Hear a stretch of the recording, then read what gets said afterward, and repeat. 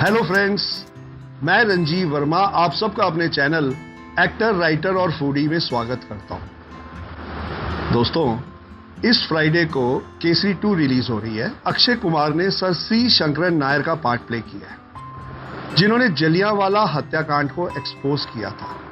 Sir सी शंकरन नायर केरला के थे, लेकिन उन्होंने पंजाब में हुए जलियांवाला हत्याकांड के खिलाफ आवाज उठाई थी।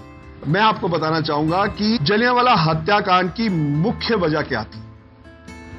दोस्तों, अगर किसी की मां बीमार है और उसे छुट्टी के लिए भीख मांगनी पड़े, ऐसा कभी सुना है? ऐसा होता था। आपको भूल गए वो लेटर्स जो लिखे जाते थे? Dear sir, with due respect, I beg to say that my mother is not feeling well today. Kindly grant me leave. कि मेरी मां बीमार है, मुझे छुट्टी की भीख दे दो। ये सब अंग्रेजी हुकूमत के टाइम से हमारे देश में चला आ रहा था, और ऐसे लेटर आप सबने भी सुने होंगे। और लेटर के नीचे क्या लिखा जाता था? Yours obediently, yours faithfully. ये ओबीडियंट और फेथफुल पता कौन होते हैं? डॉग्स। इसलिए तो वहां लिखा जाता था कि dogs and Indians were not allowed. तो जब अंग्रेज हमारे देश में घुसपैठ कर गए, तो हम इंडियंस को यह समझ में आने लग गया कि ये लोग हमारे देश को खोखला कर रहे हैं, हमारे देश की जड़ों को कमजोर कर रहे हैं। तो बात है फर्स्ट वर्ल्ड वॉर की, जो 1914 से 1918 तक लड़ी गई, जिसमें यूरोपियन देश हिस्सा ले रहे थे। अब इन ब्रिटिशर्स को अपनी फौज में जुझारू सिपाहियों की जरूरत थी, और इनकी नजर पंजाब पर पड़ी, हमारे किसानों पर, जिन पर हमारे पूरे देश को नाज है। जो एक किसान, एक सिख, 1.25 लाख से एक लड़ाऊ है। तो इन्होंने उन्हें अपनी फौज में रिक्रूट करना चाहा, लेकिन हमारे किसानों ने, हमारे पंजाबी भाइयों ने इस लड़ाई में हिस्सा लेने से मना कर दिया। अरे, उनका क्या लेना देना इनकी लड़ाई से?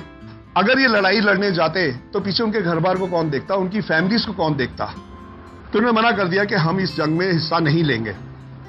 और जब पंजाबी भाइयों ने इस जंग को लड़ने से इनकार कर दिया, तो ब्रिटिशर्स ने एक नया पैंतरा अपनाया। उन्होंने उनकी घर की औरतों को बगैर कपड़ों के चौराहों पर लाके खड़ा कर दिया, और अपनी मां, बहनों, बेटियों की अस्मत को बचाने के लिए हमारे पंजाबी भाइयों ने जंग में जाने की सहमति दे दी। हमारे पंजाब से 3,60,000 पंजाबी भाइयों ने वर्ल्ड वॉर 1 में हिस्सा लिया, और उनमें से हजारों शहीद हो गए, कभी वापस लौट कर नहीं आए। वर्ल्ड वॉर 1 के बाद पंजाब में बहुत महंगाई हो गई। गेहूं के दाम 47%, 47% बढ़ गए। शक्कर के, चीनी के दाम 68% बढ़ गए। और कॉटन, रुई के, जिसे हम पंजाब में नरमा कहते हैं, उसके दाम 300% बढ़ गए, 300% बढ़ गए। महंगाई से त्राही त्राही हो गई। और तो और अंग्रेजों ने 55% टैक्स भी लगा दिया। ऊपर से अंग्रेजी हुकूमत ने रॉवलैट एक्ट लगा दिया था, जिसके तहत वो किसी भी हिंदुस्तानी को गिरफ्तार कर लेते और जेल में डाल देते। ऐसे में उन्होंने 2 हिंदुस्तानियों को, डॉक्टर सत्यपाल और डॉक्टर सैफुद्दीन को अरेस्ट करके जेल में डाल दिया, जिसके खिलाफ इंडियंस ने साइलेंट प्रोटेस्ट करने की सोची। और फिर आया वो मनहूस दिन, जिस दिन जलियांवाला हत्याकांड हुआ था, 13 अप्रैल 1919।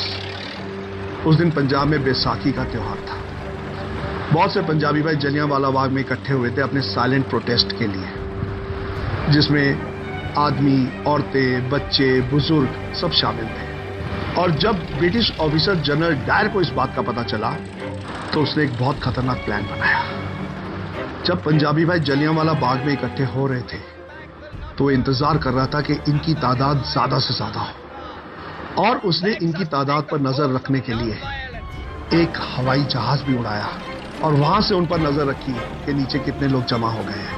और जब इनकी तादाद बहुत बढ़ गई, तो शाम को 4 बजे जनरल डायर अपने हथियारबंद सिपाहियों के साथ जलियांवाला बाग की एंट्रेंस पर आ गया।